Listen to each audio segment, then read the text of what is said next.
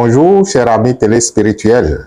Aksharab International TV, nous voici encore une fois au rendez-vous de partage, au rendez-vous de partage de connaissances, au rendez-vous de partage de ce que nous avons toujours été, de ce que nous sommes et de ce que nous serons toujours. Bienvenue sur cette nouvelle capsule qui, naturellement, va permettre à notre conscience de s'ouvrir à une autre dimension, à un autre paradigme. Et il me plaît d'intituler cette capsule, le thème de cette capsule, comment résoudre les problèmes de l'existence par une approche spirituelle. Comment résoudre les problèmes de l'existence par une approche spirituelle. Je pourrais aussi dire comment régler les problèmes de l'existence avec Dieu, comme nous entendons à appeler la pure spiritualité, le pur spirituel, comme nous entendons à l'appeler l'omniscience, l'omniprésence et l'omnipotence. Je pourrais donc dire comment régler les problèmes de l'existence avec Dieu. Et cette capsule, je préviens que ce n'est pas pour tout le monde. Ce n'est pas pour tout le monde parce que tout le monde ne pourra pas véritablement se donner le courage et la force de faire le travail que je vais vous demander. Et bizarrement, si quelqu'un ne le fait pas à cette incarnation, il le fera à une autre. Ça, c'est la loi implacable de la vie et de l'existence qui nous oblige d'une certaine façon ou d'une autre à faire ce qui doit être fait. Et si on ne le fait pas à un instant donné, les circonstances de la vie nous obligent à le faire. Donc, ne vous en faites pas. Si ce n'est pas pour vous, au cours de cette incarnation, à la prochaine, vous allez retrouver ça d'une certaine façon ou d'une autre. Même si ce n'est pas à travers la voix de Maurice, ce serait à travers les écrits d'un tel maître ou la voix d'un tel autre enseignant. Ou du moins, votre propre conscience va vous orienter où vous pourriez atteindre ce niveau de résolution des problèmes de l'existence. Il faut d'abord comprendre qu'en fait que lorsque on se retrouve dans l'existant qui est en fait le prolongement de la vie, qui désire alors s'exprimer d'une certaine façon ou d'une autre, c'est ça qui donne l'existant. L'existant est le prolongement de la vie, est la vie en continuité. Lorsque on se retrouve dans l'existence, il est tout à fait naturel que nous soyons confrontés à des défis, que nous soyons confrontés à des soi-disant problèmes, que nous soyons confrontés à des problèmes de l'existence. Et tout enfant, même si nous avions nos défis, on comptait beaucoup plus sur les parents qui nous venaient en aide à chaque fois que on sent que l'enfant ne peut pas. Le parent se dépêche alors de lui permettre de traverser ces obstacles pendant que nous avions commencé par faire nos premiers pas. Toutes les fois que faire avancer le pas suivant nous était très difficile, papa ou maman venait en aide et nous soulevait et on continuait également le chemin. Et au fur et à mesure que nous grandissons, on constate que malgré la bonne volonté des parents, on constate tout simplement qu'ils ou elles ne peuvent pas durablement nous aider. Et ça commence peut-être par les petits soucis que nous commençons nous-mêmes par expérimenter en tant que jeunes, en tant qu'adolescents, parce qu'on n'a pas pu régler tel problème et il n'y avait pas un parent qui était à côté pour nous aider. De toutes les façons, cela se prolonge au fur et à mesure jusqu'à l'âge adulte où nous commençons donc par prendre certaines responsabilités. Certaines responsabilités comme quoi s'assumer et pouvoir assurer d'autres personnes. Donc, on cherche du boulot à en avoir et si nous en avons, tant mieux. Même si on n'en a pas, le contexte social nous oblige à commencer par penser à constituer un foyer. Et là encore, on tombe dans le piège et on constate que ce n'était pas aussi le bonheur souhaité que nous avons retrouvé quand on s'est constitué en ménage, en foyer. De toutes les façons, vous allez constater, si vous avez déjà fait un certain nombre d'années sur cette terre et que vous avez passé votre âge d'innocence, votre âge d'enfance, vous allez constater que chaque jour que Dieu fait, chaque jour que l'univers fait, les défis ne manquent pas.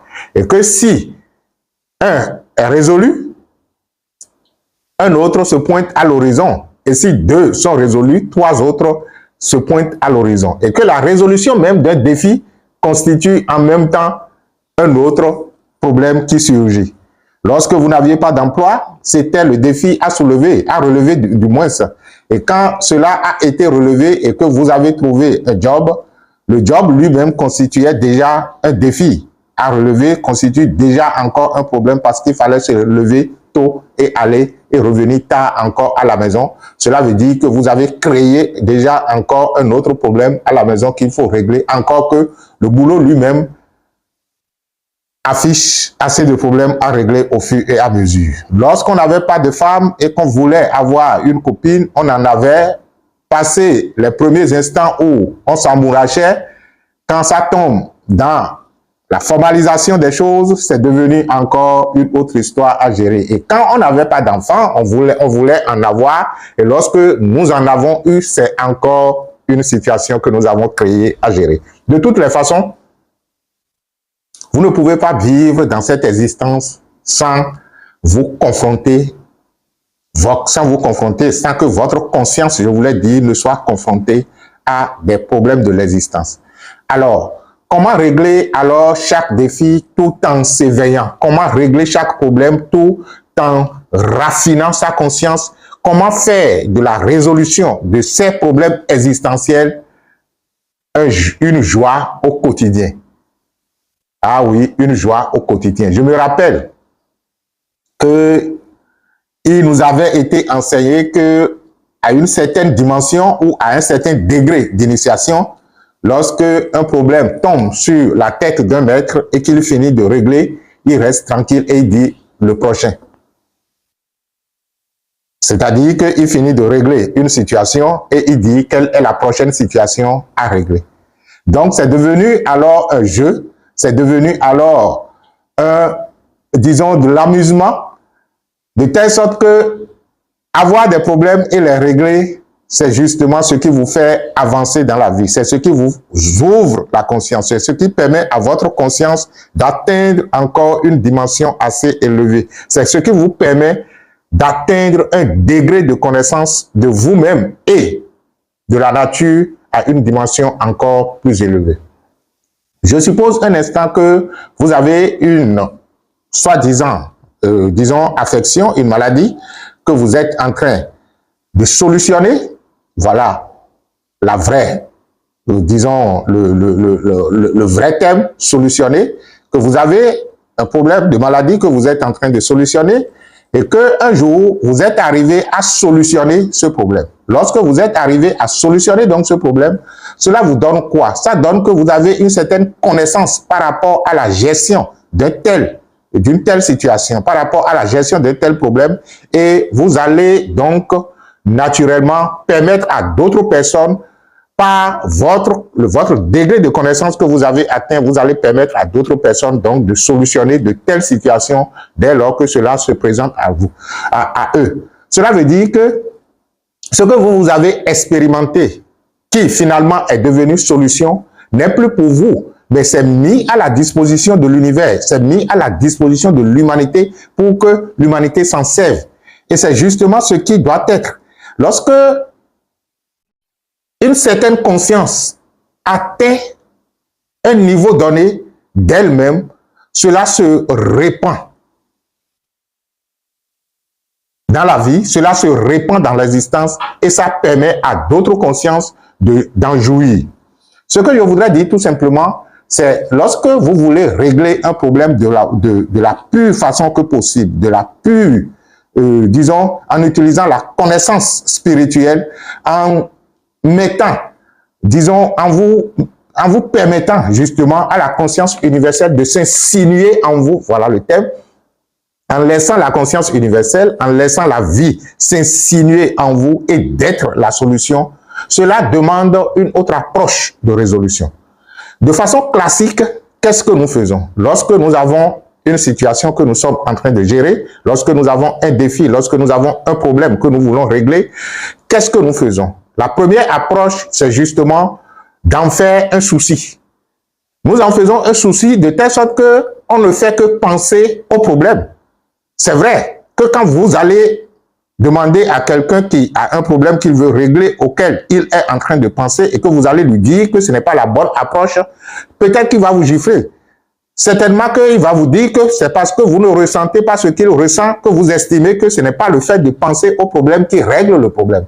Et pourtant, l'expérience humaine a montré que ce n'est pas parce que je me prends en pitié, ce n'est pas parce que je me prends en victime, ce n'est pas parce que les gens s'apitoient sur mon sort autour de moi que mes problèmes trouvent leur résolution.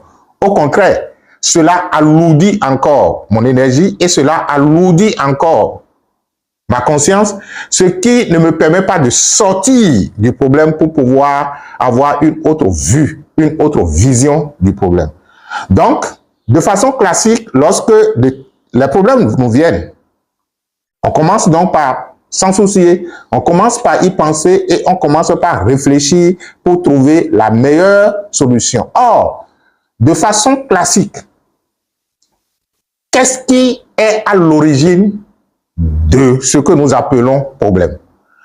C'est en fait que notre esprit mental, qui est la partie limitée de nous, que nous expérimentons dans la plupart des cas, à moins que nous développions une autre approche de résolution des situations, notre mental, qui est la partie limitée de nous, c'est justement lui ou elle qui est la source de ce que nous appelons problème ou défi à relever.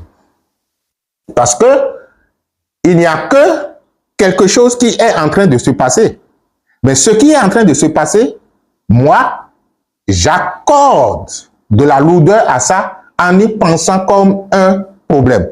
Vous allez dire non, c'est justement un problème. Lorsque je n'ai pas d'emploi, lorsque mes revenus ne suffisent pas à régler les problèmes fondamentaux que j'ai, c'est justement un problème. La fin du mois est là, le loyer, je n'ai pas pu payer. C'est justement un problème. Non, justement, ce n'est pas encore un problème. C'est un problème à partir du moment où votre mental conceptualise cela comme étant un problème et commence par se soucier du regard des uns et des autres au sujet de ça. La fois passée, ça ne fait pas, disons récemment, j'étais en entretien avec une dame qui apparemment ne se sentait pas bien et à un moment donné, je dis, mais qu'est-ce que vous avez? Il dit non, que il n'a pas pu solder la scolarité des enfants et ces derniers temps, on est en train de le gêner.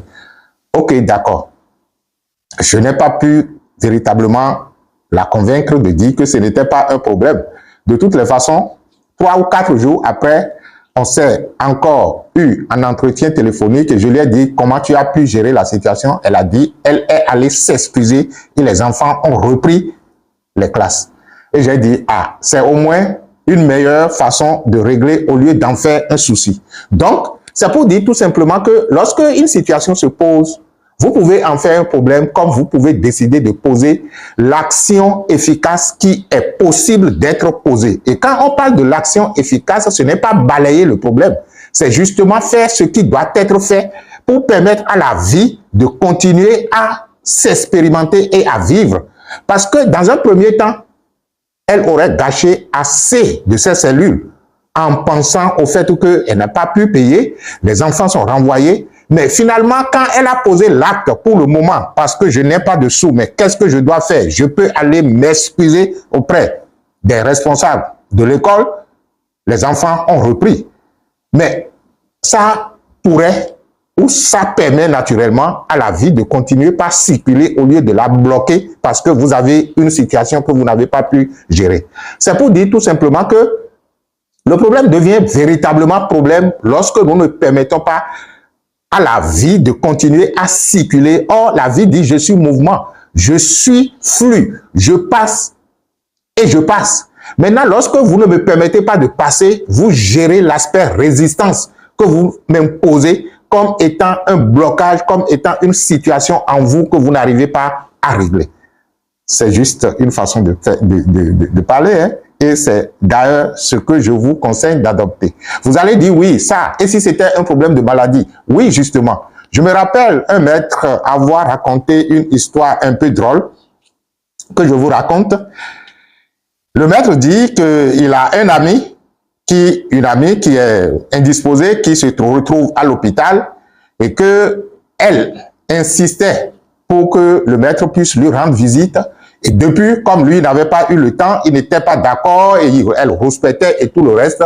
Finalement, le maître a eu le temps de rendre visite à son ami et il dit oui, je suis là depuis et j'étais en train de souffrir, mais depuis je t'appelais et je te demandais de venir me rendre visite, mais tu n'es pas venu, depuis ainsi de suite. Et la dame a commencé donc par se plaindre à longueur de temps et tout le reste.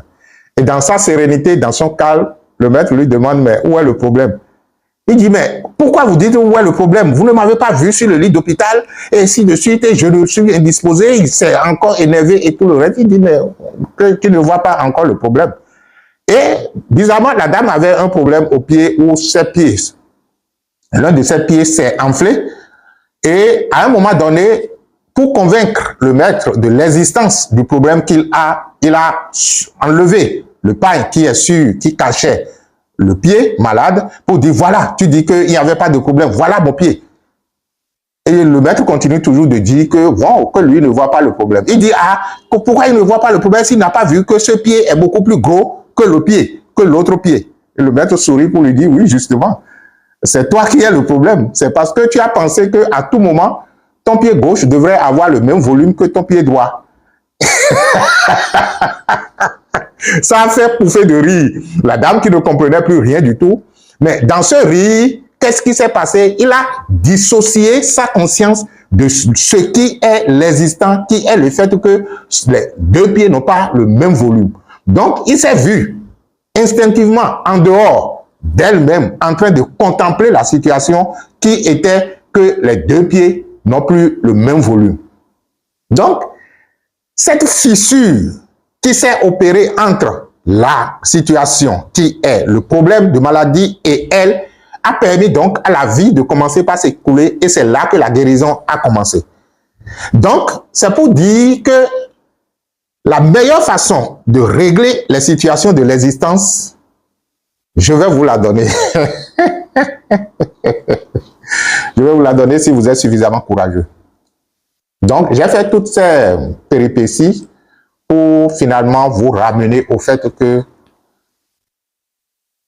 pour y arriver, il faut naturellement comprendre ce que c'est qu'un problème qui naturellement est le surcharge, le supplément que vous venez apporter à ce qui est. Il y a une situation qui est là, mais votre perception de la situation, la conception que votre mental développe de la situation vient surcharger ce qui est là. Sinon, ce qui est là est juste là et ne pourrait pas empêcher l'omniscient et l'omniprésence qu'est la vie de s'écouler à travers elle ou lui en tant que situation, en tant que problème.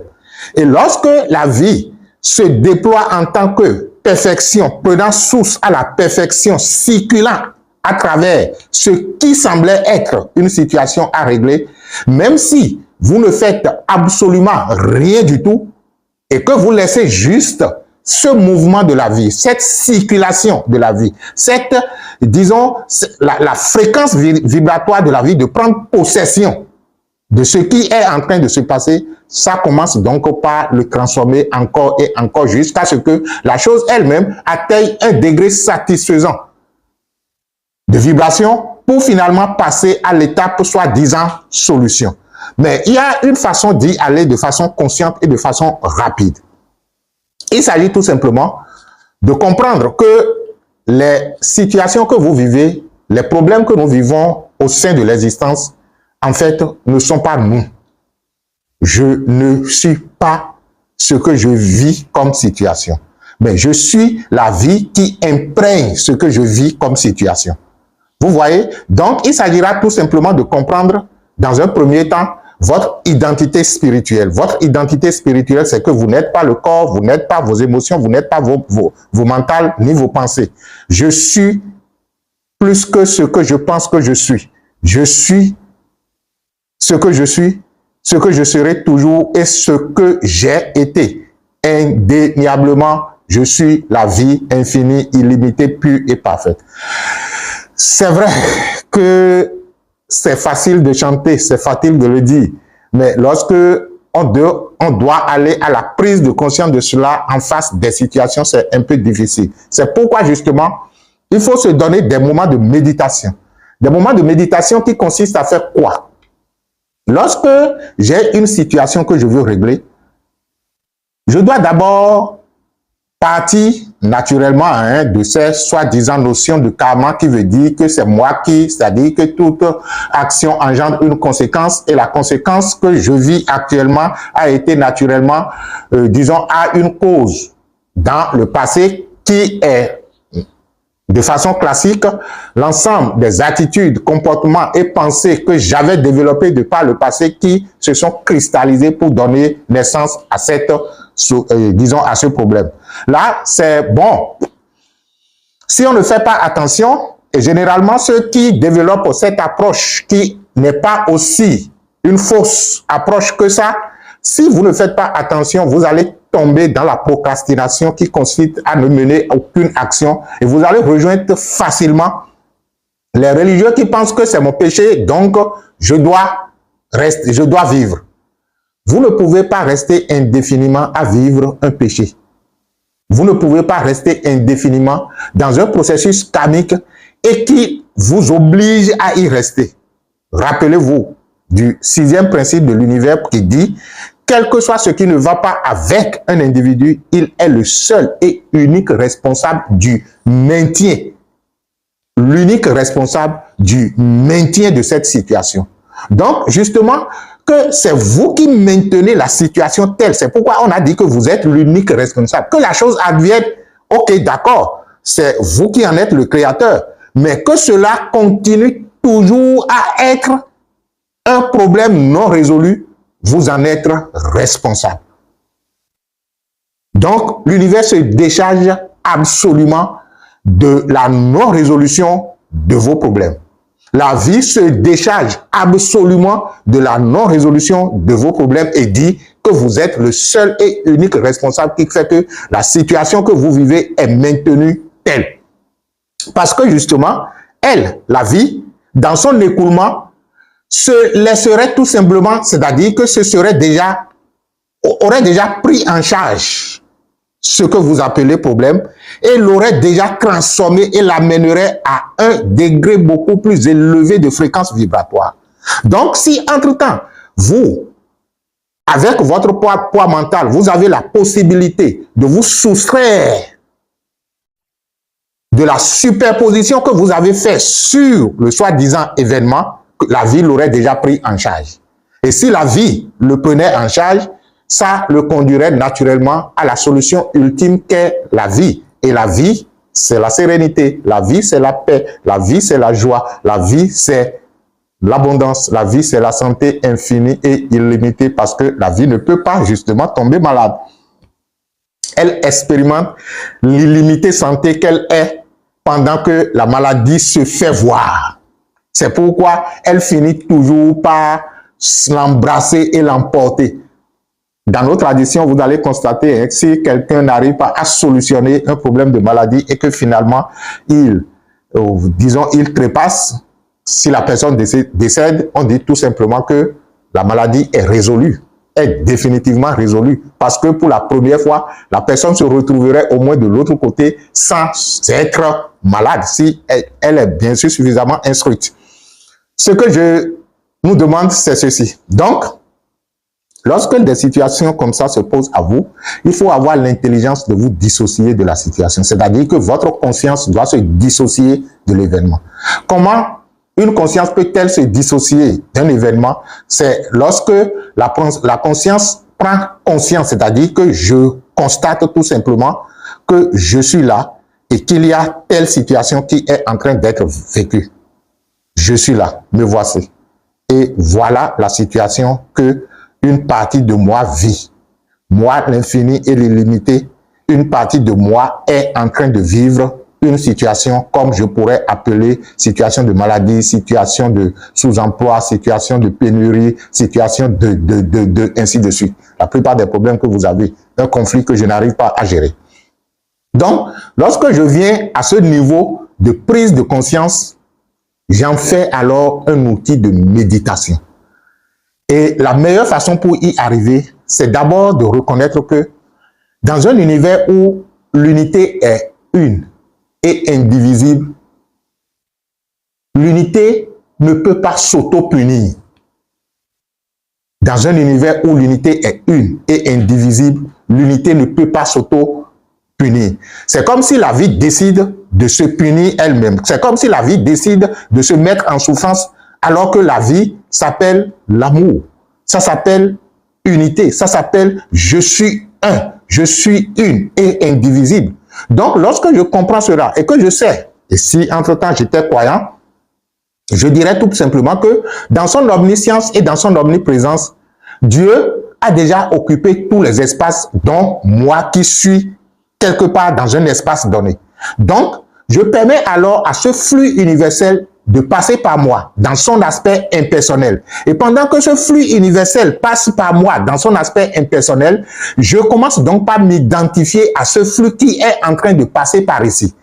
Cela va se passer au-delà de votre mental ou si vous avez déjà commencé par pratiquer les exercices de méditation, par exemple sur le souffle qui est la respiration consciente ou l'exercice de méditation qui est la conscience du corps, vous allez constater que ce flux universel qui est en train de passer par ici se mélange à votre souffle sur lequel vous avez porté votre attention qui va et qui vient ou se circule à travers votre corps sur lequel vous avez porté votre attention en ce moment-là au cours de la dite méditation.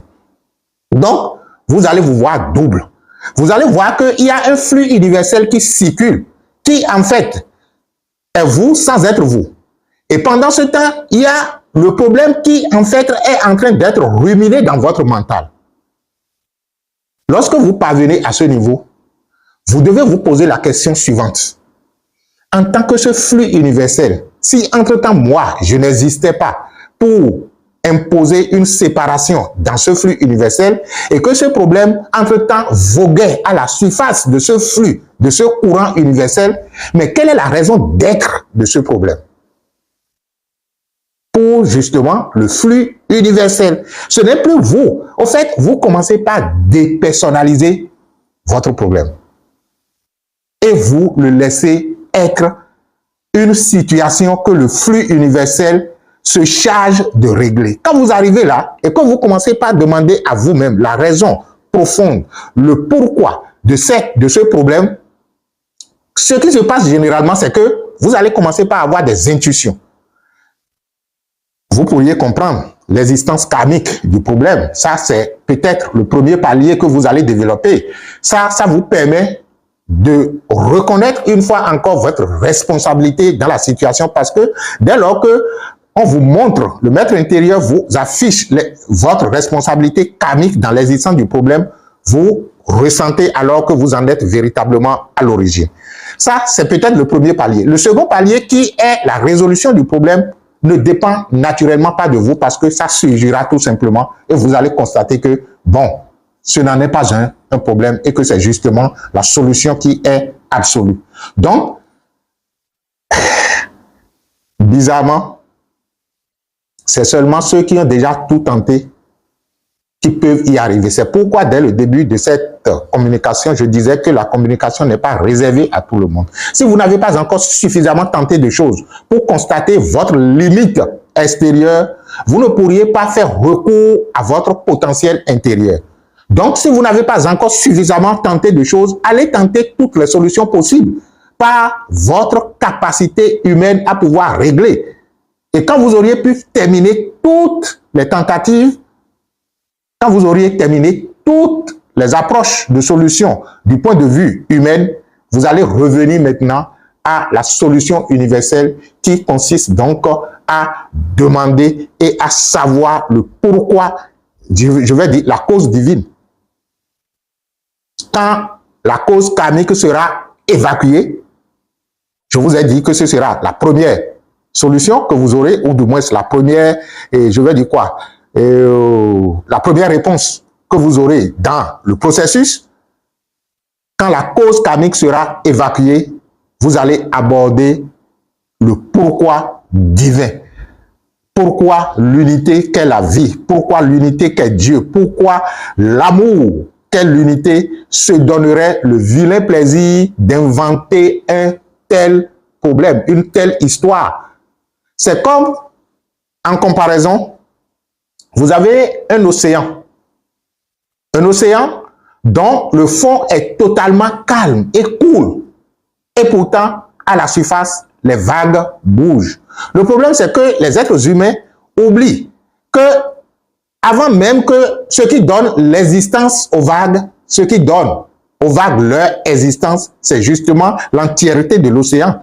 Et que les problèmes ou les vagues à la surface de l'océan n'empêchent pas l'océan d'être calme et cool, à une profondeur assez importante. Cela veut dire que dès lors que je commence par prendre conscience de ce calme, de cette paix intérieure, de cette sérénité à l'intérieur de moi, malgré les tumultes qu'engendre le soi-disant problème dans mon mental, ce dont j'ai conscience commence par prendre de l'espace. On dira l'énergie coule là où l'attention va. Entre-temps, mon attention était accordée aux vagues. Et je pensais qu'il n'existait que les vagues. Maintenant, je commence par accorder mon attention à la sérénité et à la paix au-dessous donc de ces vagues. Et c'est à ça là que j'accorde encore et encore mon attention. Les vagues ne m'intéressent plus parce que je les avais déjà tellement expérimentées et elles ne m'ont pas accordé la paix. Je retrouve alors une certaine sérénité en dessous des vagues et je vais me cacher s'il le faut là. Je reste là encore et encore. Et je dis, mais comme ici est doux et pourtant l'extérieur est tumultueux, mais pourquoi as-tu permis à l'extérieur d'être aussi tumultueux que ça? S'il te plaît, permets-moi de te porter à l'extérieur. Lorsque vous rentrez dans de telles communications avec vous et vous-même à l'intérieur de vous, je vous assure, vous allez passer du temps sans savoir que vous avez passé du temps avec vous. Vous allez passer peut-être 1 heure, 2 heures, assis, tout simplement, à vous délecter, à délecter l'infini de vous. Et vous n'aurez plus envie de revenir. Et au fur et à mesure que vous vous habituez à cette profondeur, à ce calme intérieur, à cette paix intérieure, à cette sérénité intérieure, les vagues commencent par s'apaiser parce que vous ne les nourrissez plus. Vous ne les nourrissez plus de votre énergie. Et au fur et à mesure que les vagues s'apaisent, la vie s'impose royalement. Au fait, c'était toujours elle. Mais elle a décidé tout simplement de jouer à un jeu de tumulte pour se dire, ben, malgré les tumultes, je suis toujours l'indéniable paix qu'on ne peut troubler. Je suis l'infini et l'illimité. Et dès lors que votre conscience arrive à s'identifier à cette paix intérieure, à cette sérénité, vous vivez votre divinité et vous comprenez alors le pourquoi des tumultes de la surface. Vous comprenez pourquoi les vagues devront exister. Les vagues existent pour permettre à l'immensité qu'est la paix de dire, me voici toujours être l'absolument l'absolu. Voilà l'approche que je vous propose. C'est à vous d'en faire une méditation. Je n'ai pas une méditation, disons, à décrire. Je vous ai énoncé les principes, je vous ai aidé à retrouver votre sérénité intérieure et à partir de cette sérénité intérieure, vous approchez maintenant les soi-disant situations en leur nourrissant de votre sérénité. Au lieu de les nourrir des troubles, de votre trouble mental, vous les nourrissez maintenant de la paix intérieure, vous les nourrissez de la sérénité intérieure, vous les nourrissez de la vie que vous êtes. Et lorsque la vie nourrit quelque chose, elle a cette particularité de transformer toute chose comme elle est. C'est ce que l'autre disait, vous allez créer à votre image et à votre ressemblance. Nous créons toujours à notre image et à notre ressemblance. Et si on s'unit à la vie, notre création serait alors à l'image et à la ressemblance de la vie. La paix, la perfection. Vous allez régler les problèmes les plus difficiles. Votre conscience va s'ouvrir. Vous allez ouvrir les fenêtres de votre chambre et vous permettrez donc à la lumière du soleil d'y pénétrer et de vous éclairer. Vous permettrez à l'air de pénétrer dans votre chambre, d'aérer votre chambre intérieure et de trouver donc, de vous faire voguer sur l'espace infini de la conscience. Je vous aime dans cette unité que je ressens à travers vous, que les bénédictions soient.